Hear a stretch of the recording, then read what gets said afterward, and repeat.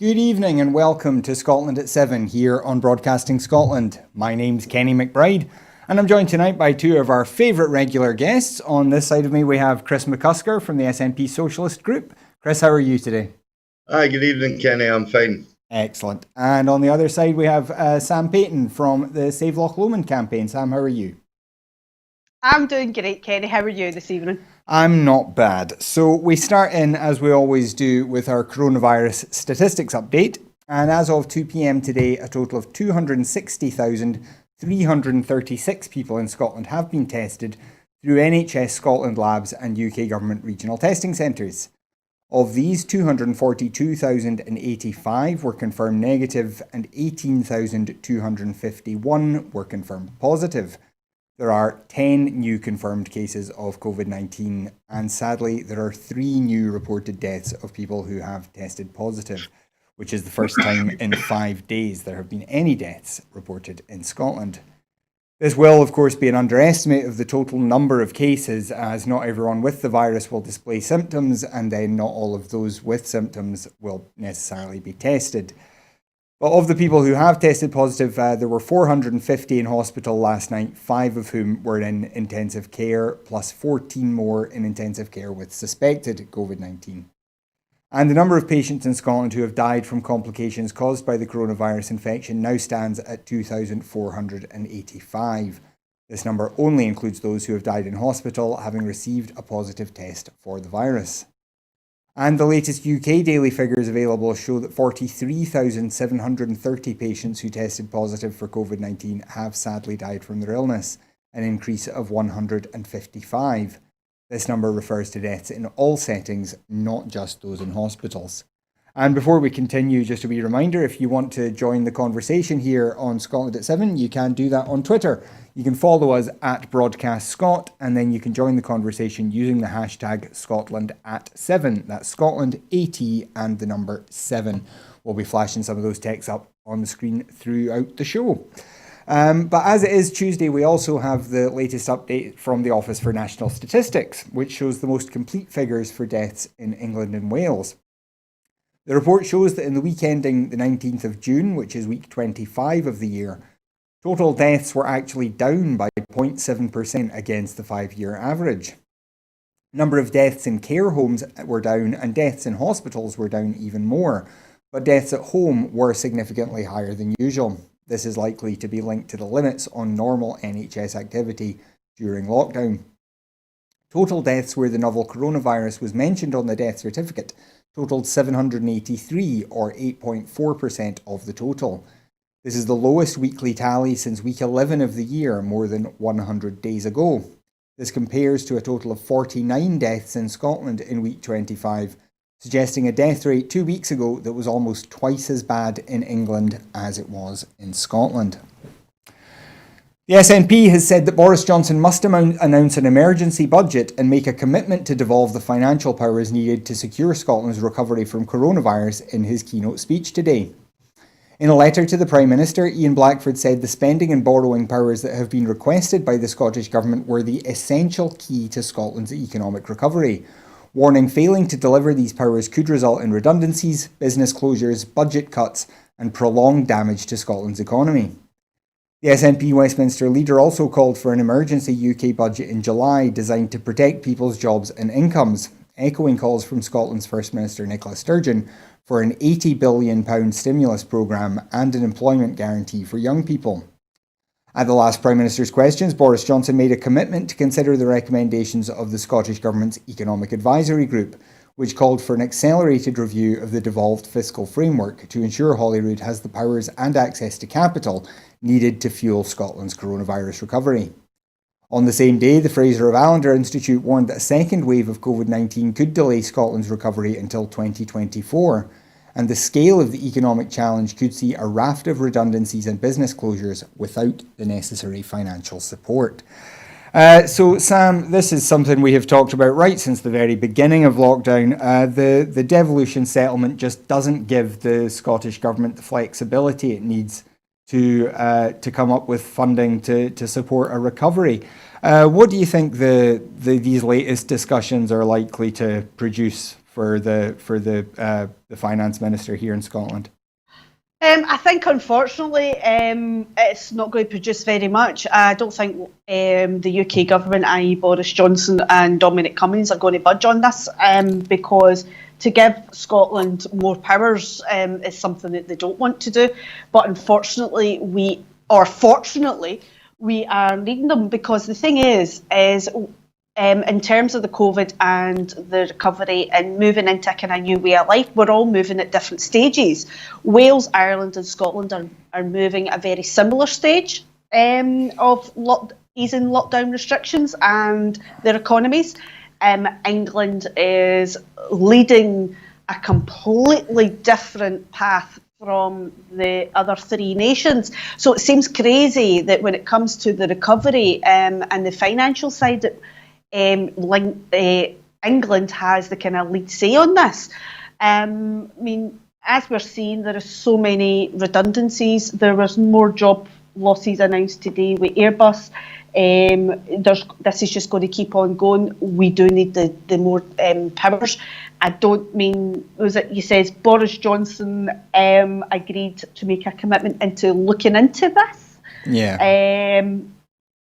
It's Boris Johnson. What he says and what he does is two different things, unfortunately. But that just goes to show you what we're living with. In this supposedly agreement of the kind of between Scotland and England, it's certainly not very equal at all. And yeah, if we get hit by a second wave, it's just going to be a nightmare, because we're coming out of lockdown, as is Wales and Ireland, slower than England.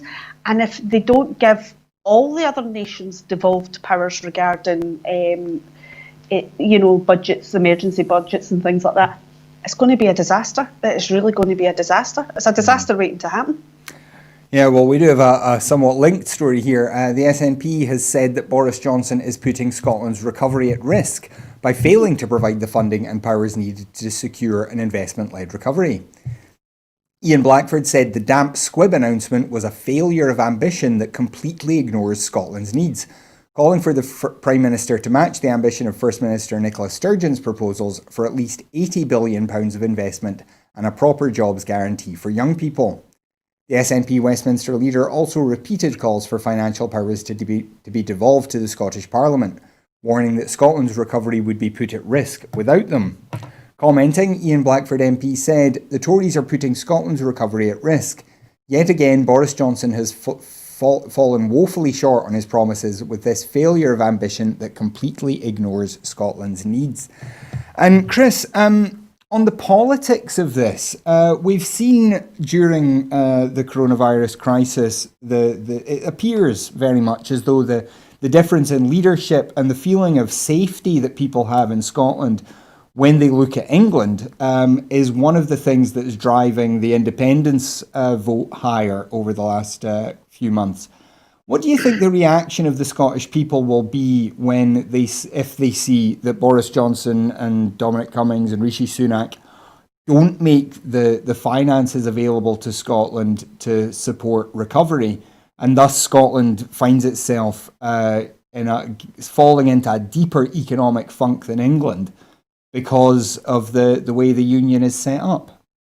Well, you'll not be surprised to hear that I'm in the same boat as Sam.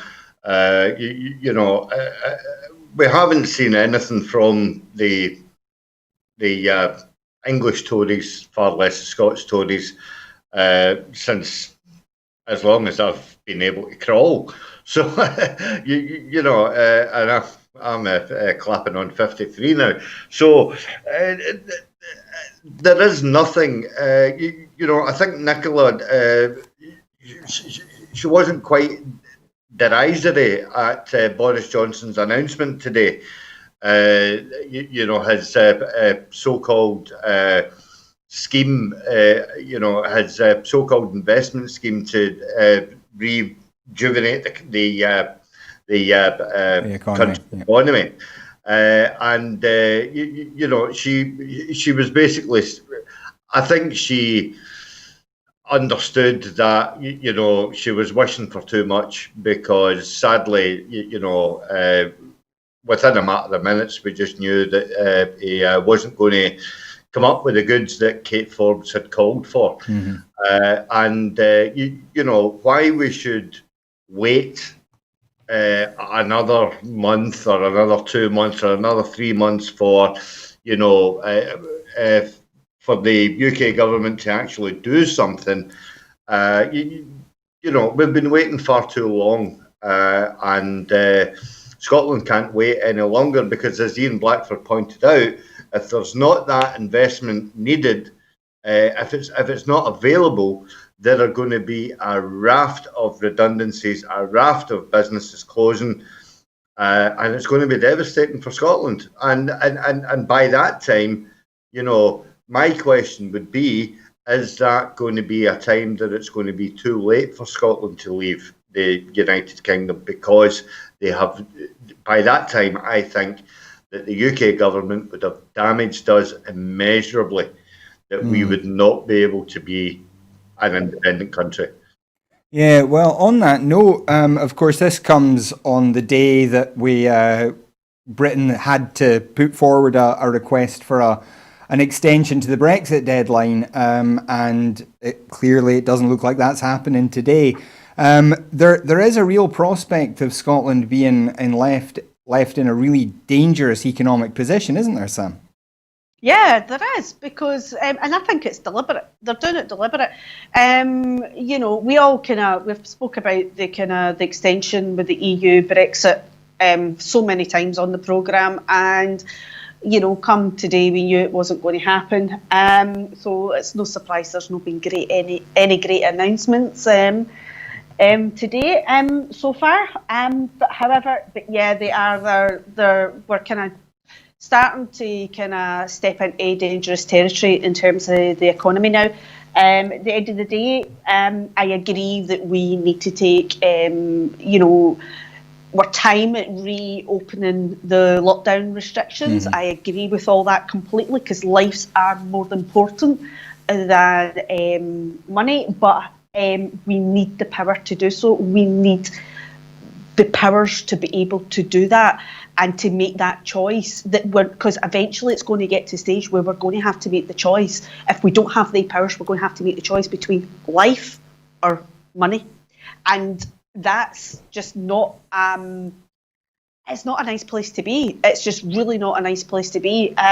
So yeah, we're stepping into dangerous territory at the moment, I think.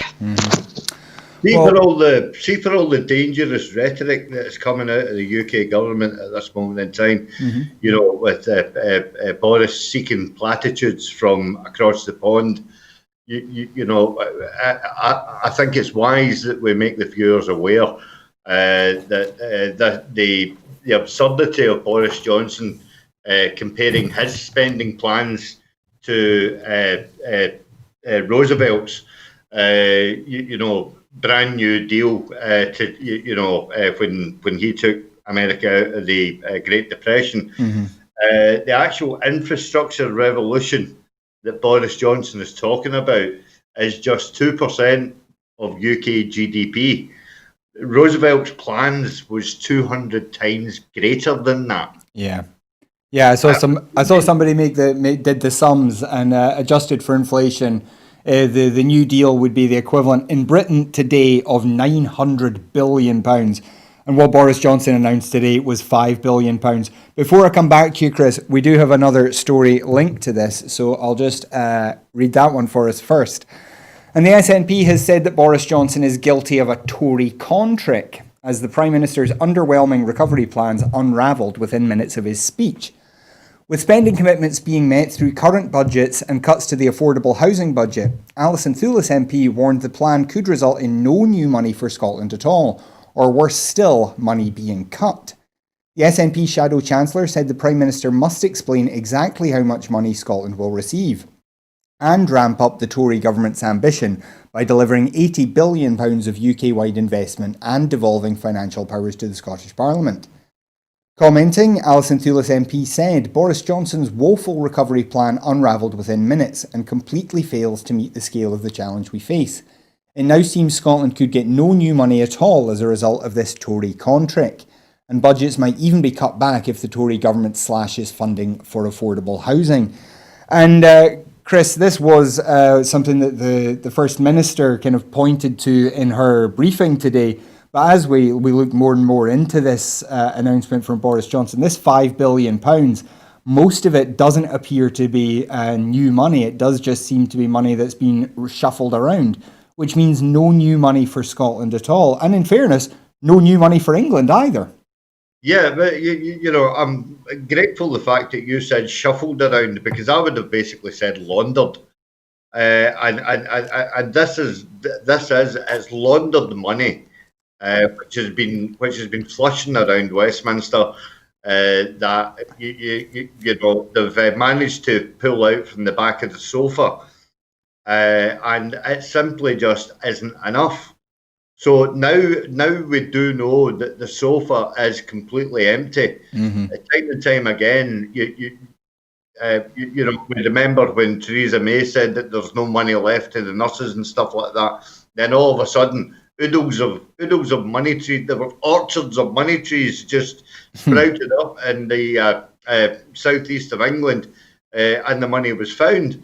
And you know, and this is just a shuffling of, you know, envelopes and boxes and stuff like that in order to, you know, I dare say I've actually got visions of Richie Sunak sitting cross-legged with a piggy bank and the knife going in the wee slot to find, you know, because it's so ludicrous, it is unreal. Yeah, and Sam, I mean, this kind of reshuffling of budgets that Chris talks about, I mean, this is something that Kate Forbes can't even do, because what's allocated for capital spending versus what's allocated for current spending, never the twain shall meet in Scotland, where in England that seems to be a large part of what Boris Johnson was announcing today.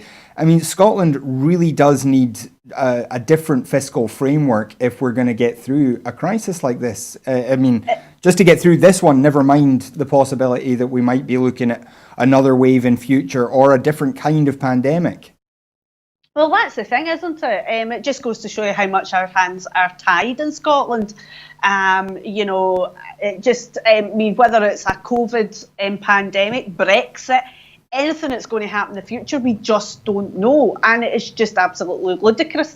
But it just goes to show you, maybe if the government were to take some wage cuts and things like that, you know, maybe if they were to start kind of going after their friends for their tax evasion and things like that, maybe there would be more money available. But however, this is a Tory government, do you know what I mean? They don't want to, it's like, you know, they just like to kind of shuffle things about and put another word on it or another label on it and try to kid on to us that they're giving us something which they're not. So at the end of the day, I agree with Chris on this one. You know, it's just a load of nonsense. It really is a load of nonsense, because it's not new money at all. And Sam, kind of related to what I was talking to Chris about before as well, what's your feeling about how this will affect the independence debate? As I said, we've seen the differences in leadership through the pandemic seemingly swing a significant number of people towards yes. Do you think this situation of London making decisions that cripple Scotland's economy in the potentially medium to long term, do you think that is going to convert more people towards independence, or will people say the economy is a basket case now, we can't do it? Well, it's already started to happen, Kenny.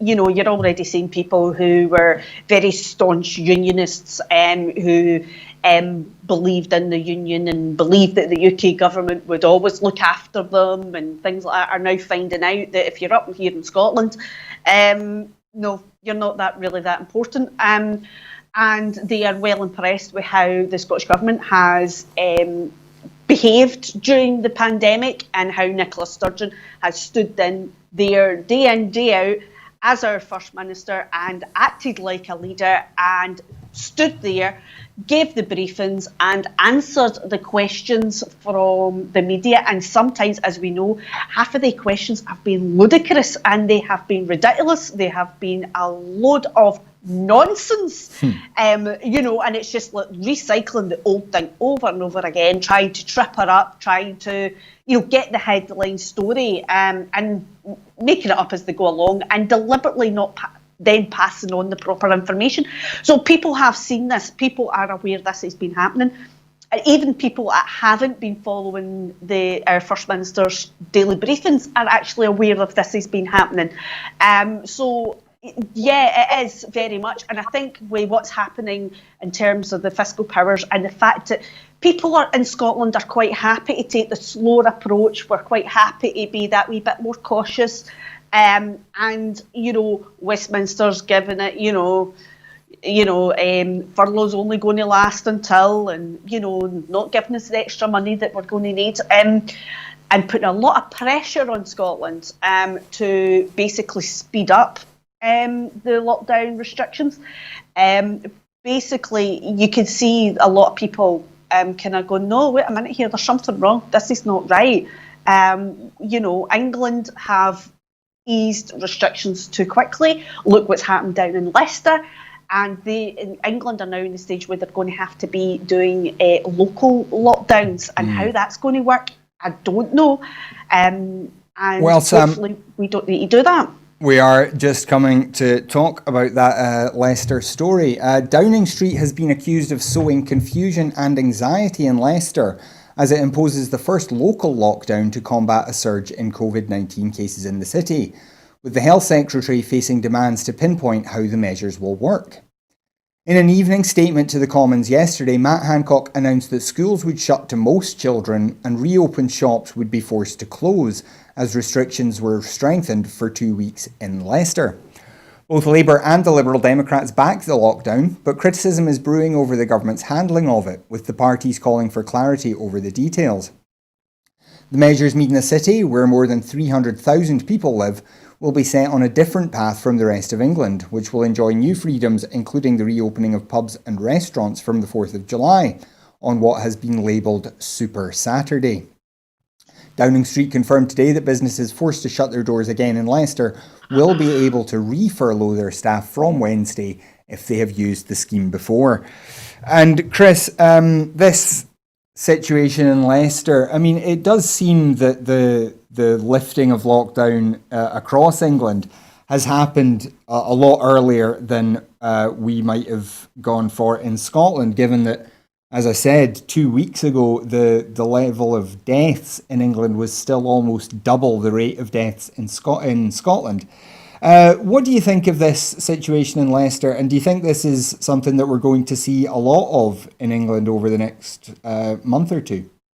I sincerely hope that we don't, but I hate to sort of use the analogy of, well, reap what you sow. Because it was the Tories that were wanting businesses to open up open up again and get the economy running again, for their capitalist friends in London. So the money is moving through the corporate hamster wheel. And we now see that, and it's not just going to be Leicester, I fear. There were reports that Westminster was in some sort of lockdown, although Boris Johnson, he cited it, and yet the people in Westminster didn't even know that it was actually happening.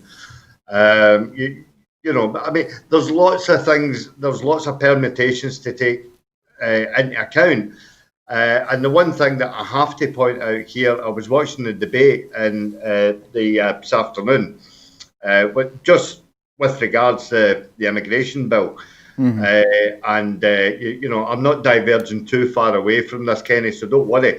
But what actually gets me is the fact that this whole COVID-19 pandemic is being politicised by the Tories.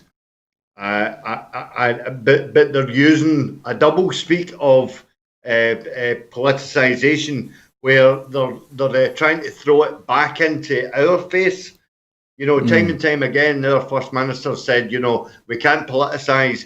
Let's not draw unwarranted comparisons with regards Leicester, with regards Western-super-Mare.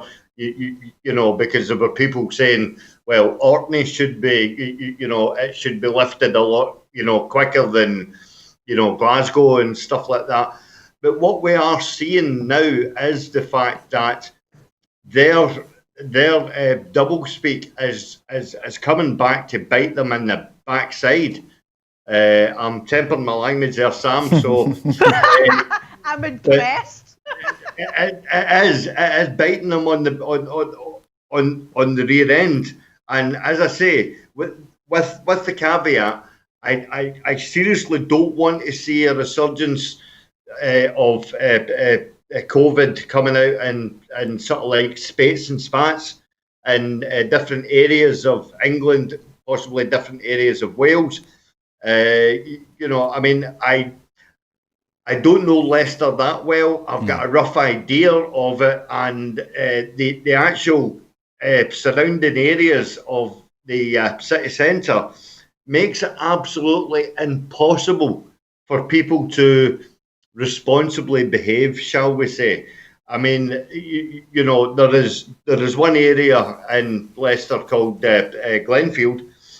I know this for a fact because I was down there with my friend Hardeep Sincoli last year, and you only need to travel half a mile out of Glenfield, and you can be in a place called Grogby.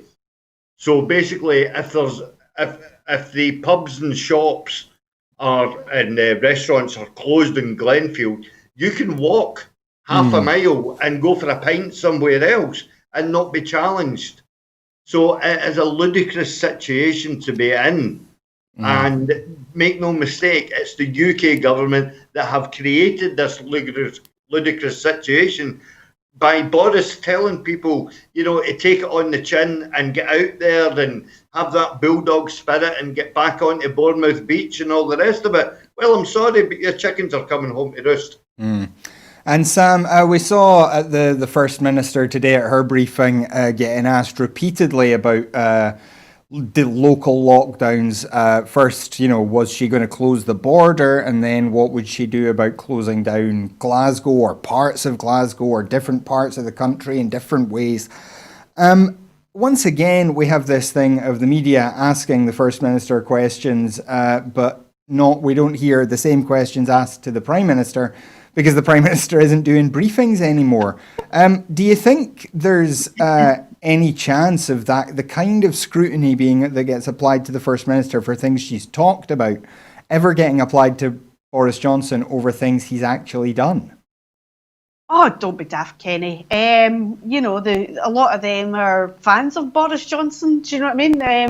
And they're the ones that kind of help to create the monster that they have created down in England when it comes to COVID and, what's going on down there.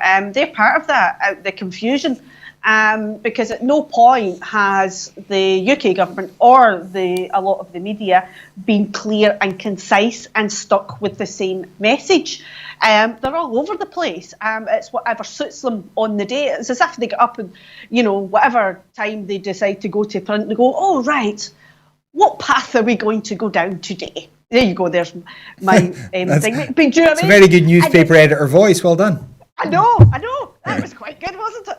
So anyway, it's very much a case of, it's like whatever they decide and then they go with it. And it's a bit like UK government, it's like whatever they decide and they go with it.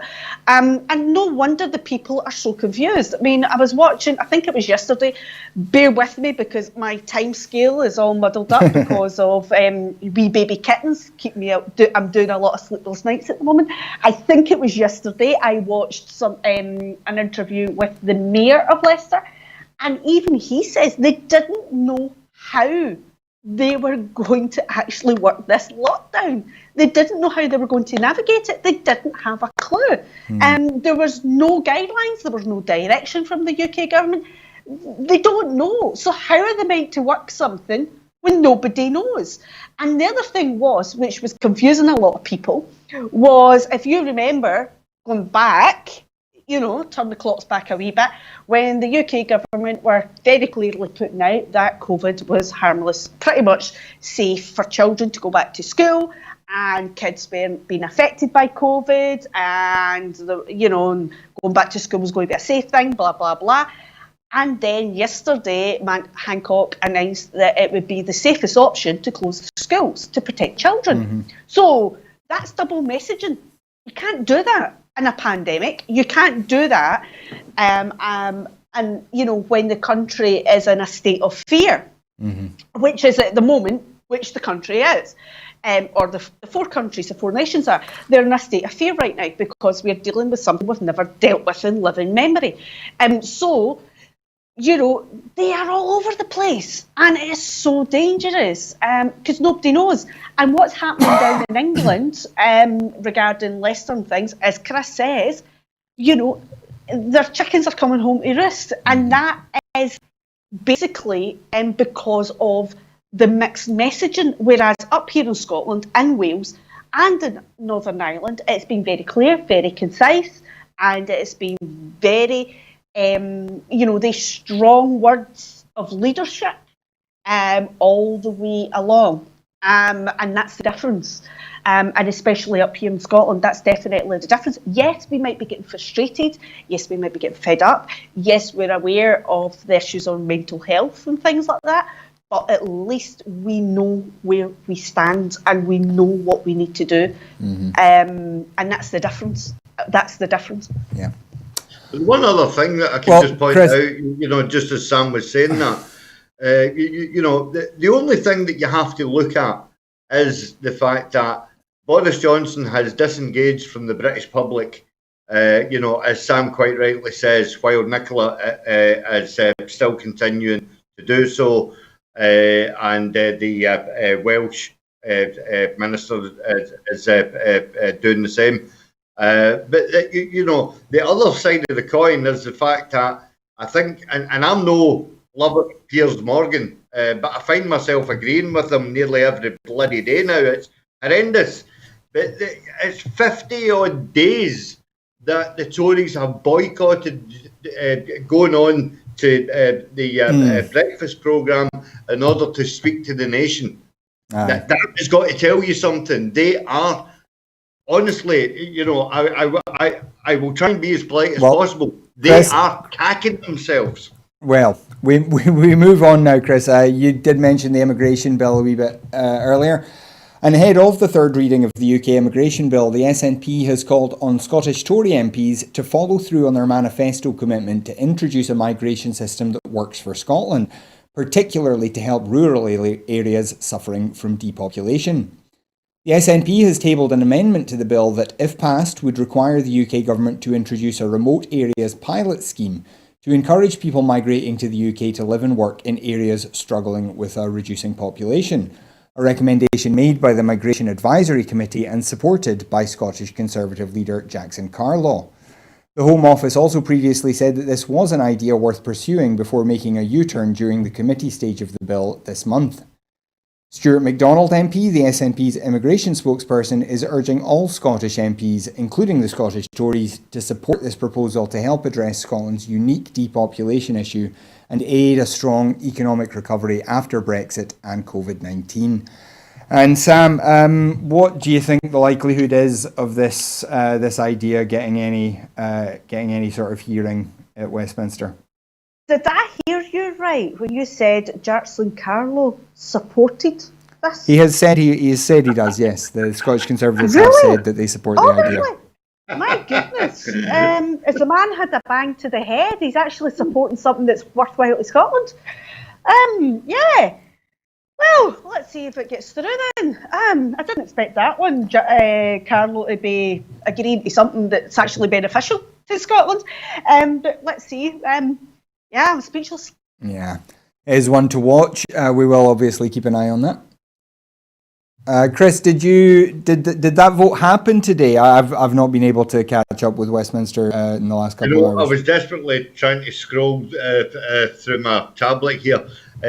Just before I come on, the vote had went to a division. Okay.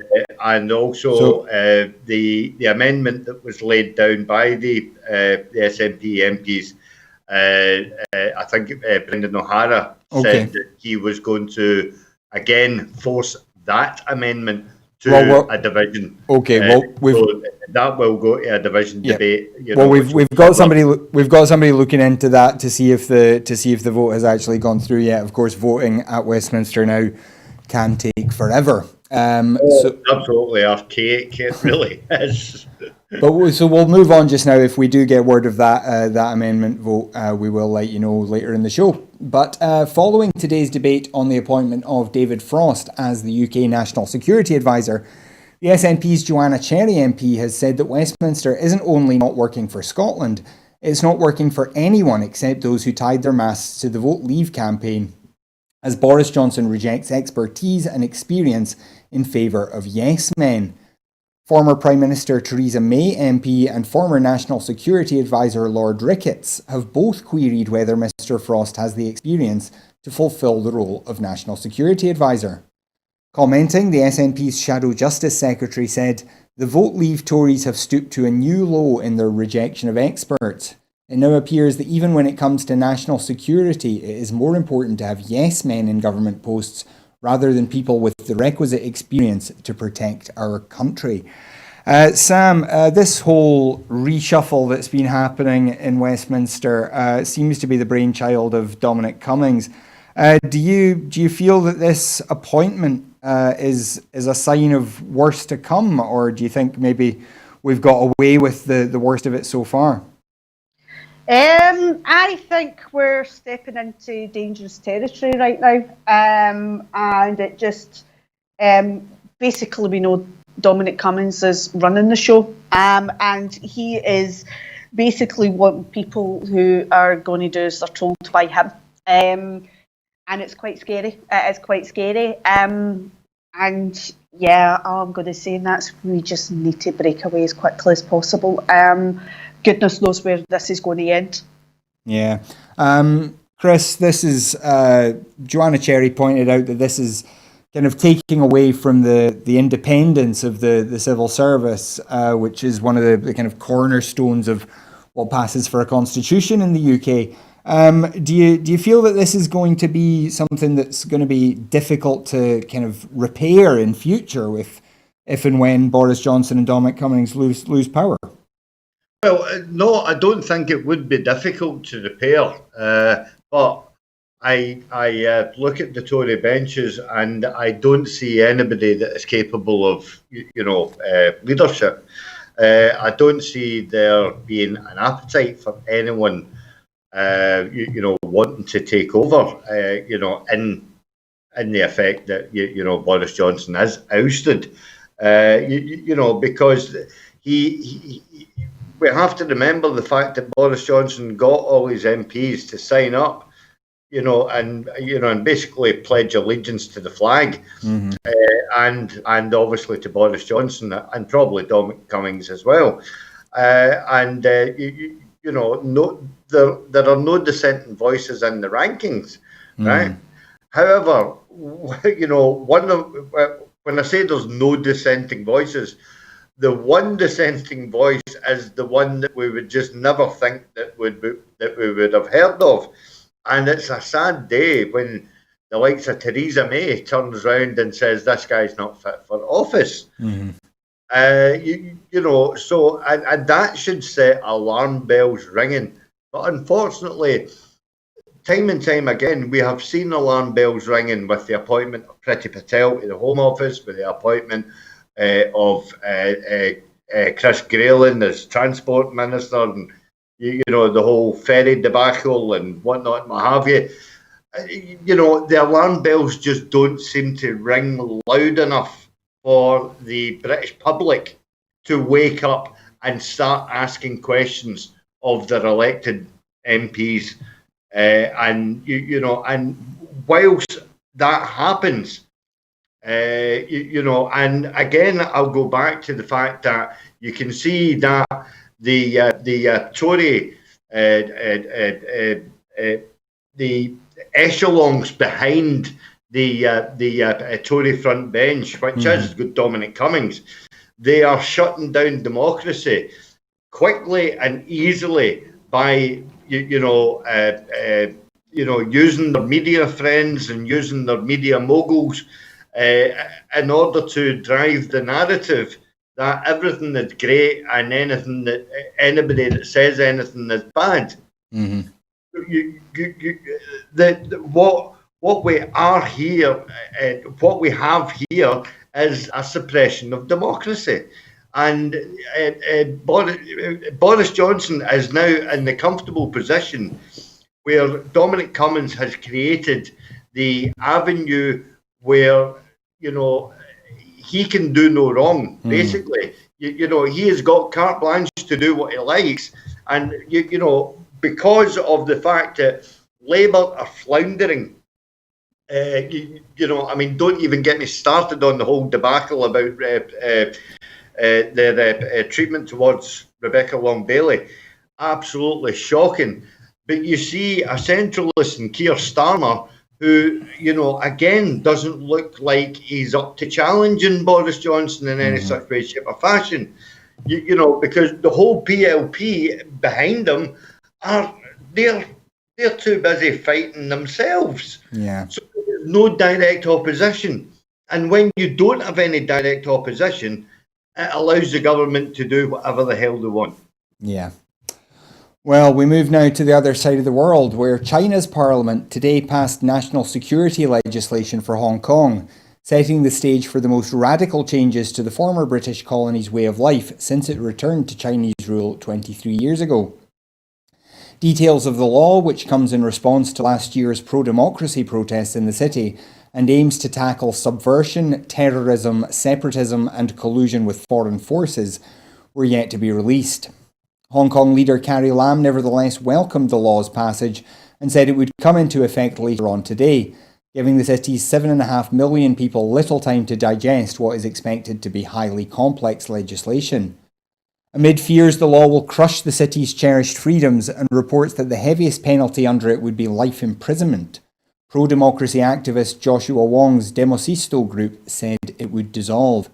It marks the end of Hong Kong that the world knew before, Wong said on Twitter.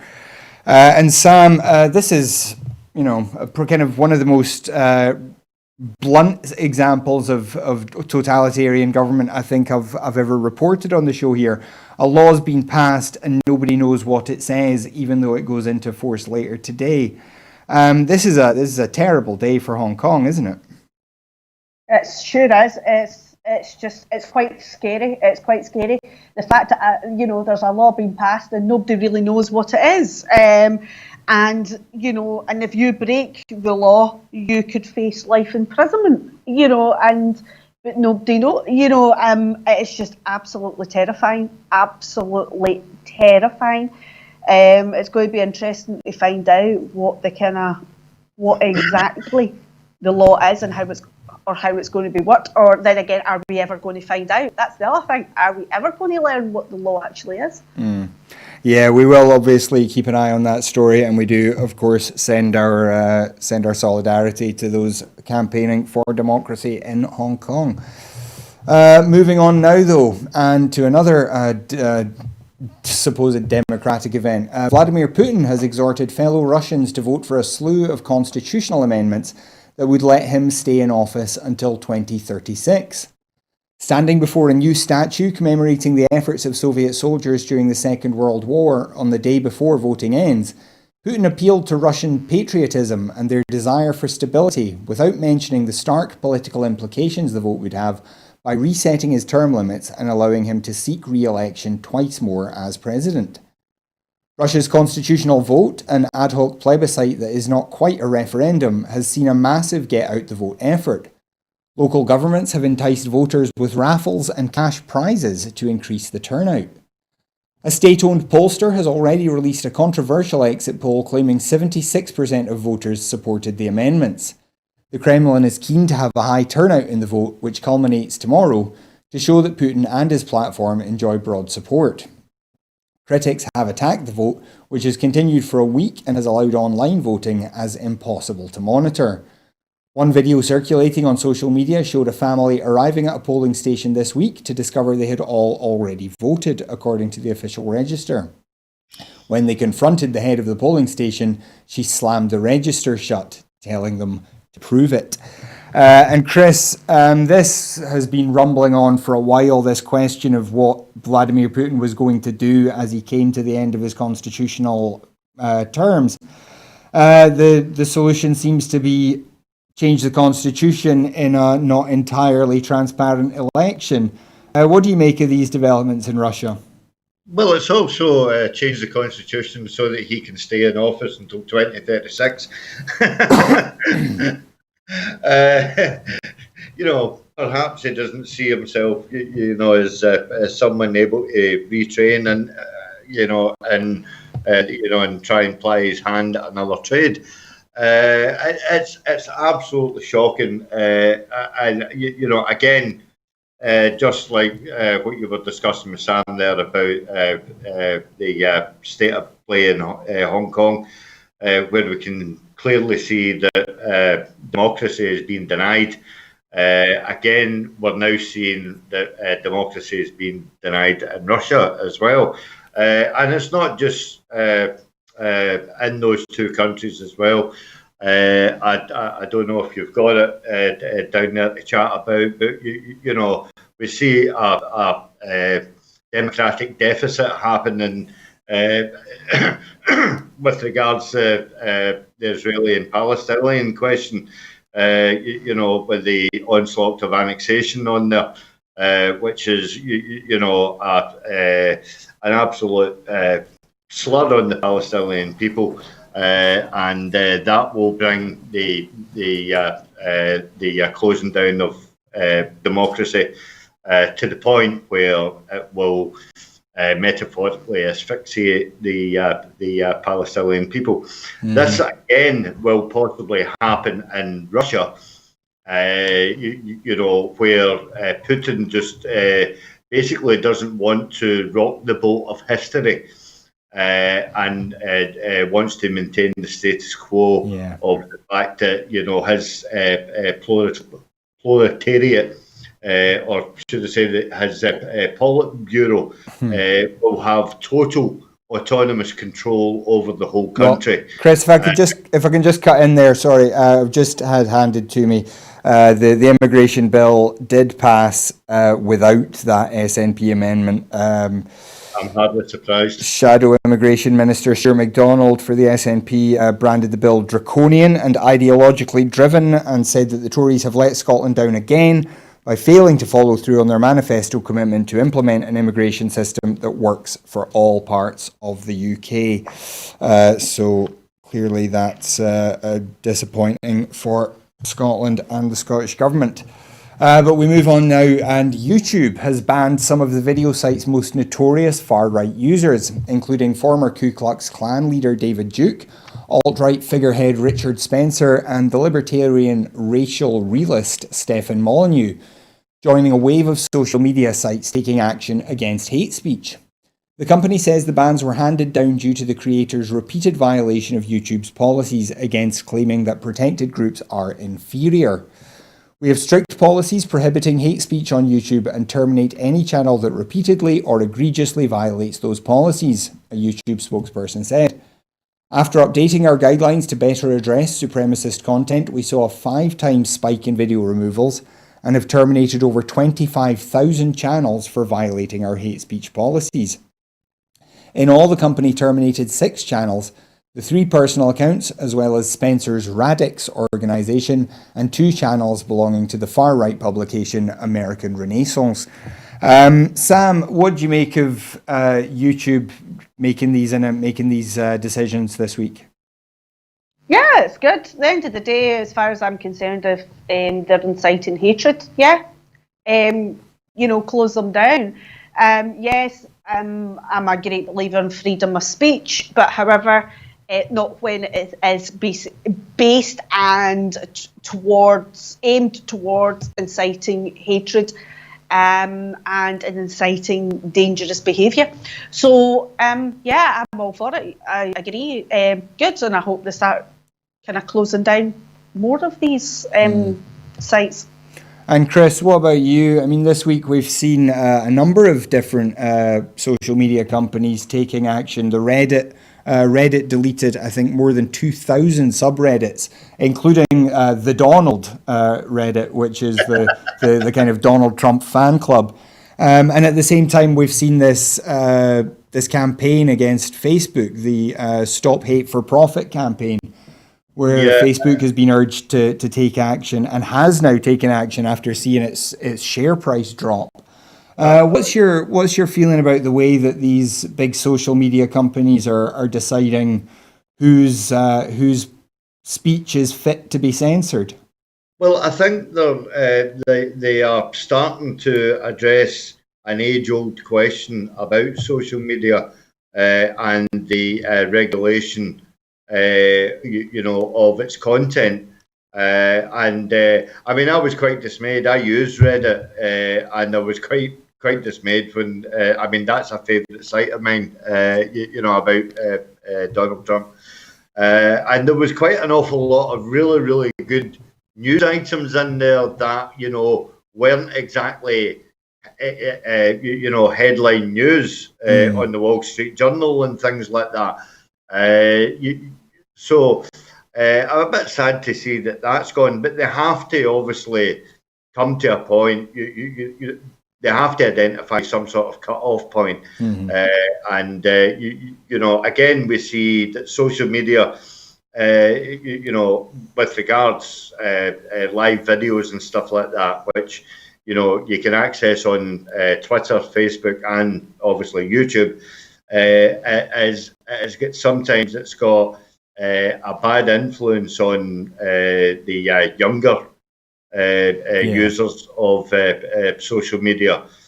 So I think it's good that these big, major, huge corporations are finally starting to take a wee bit of social responsibility. Mm-hmm. And finally this evening, Mental Health Minister Claire Haughey has responded to new research into young people's mental well-being in Scotland.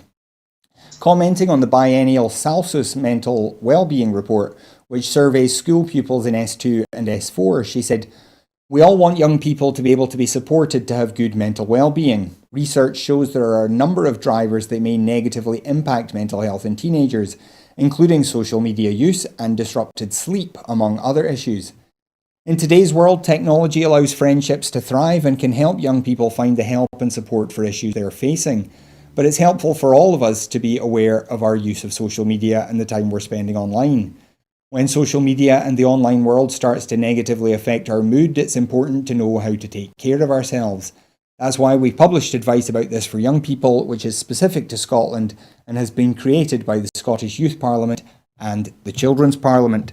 Sam, what's your, just very quickly, we've only got a couple of minutes, what's your feeling about the way mental health is, or children's mental health is affected, particularly, as they said, by social media and time online? Yeah, it's definitely affected. But the thing is, I think it comes down to, as well, is educating parents, because the problem is parents are on social media quite a lot, and it affects their mental health, which then passes down into children, because parents are even saying, oh, such and such's child behaves like this and they behave like that, and they expect the same of their own child, and that can affect as well. So there's a kind of vicious circle going on here as well. But no, there needs to be more understanding into kids' mental health without social media and with social media, because what we've got to remember, when kids are at that age group, they are very vulnerable. They're going through puberty, they're going through so many changes, they're going through changes within their social network, they're going through changes within their own bodies and things like that. So we need to be very aware of what's going on and basically be a bit sensible about it and give them support where they need it, and give them a bit of space as well, because sometimes when kids or teenagers are around about that age group, they can feel quite overwhelmed with the world. And we need to remember that. Things can be a bit overwhelming. As much as they're trying to be very independent, they still want, to a certain degree, to be protected, and it's getting that balance. And there is no easy answer to that one. But we do need more support mechanisms in place for the parents and caregivers, and for the schools as well. Absolutely. Well, that is all we've got time for this evening. So I'd like to thank Chris McCusker and Sam Payton very much for joining us.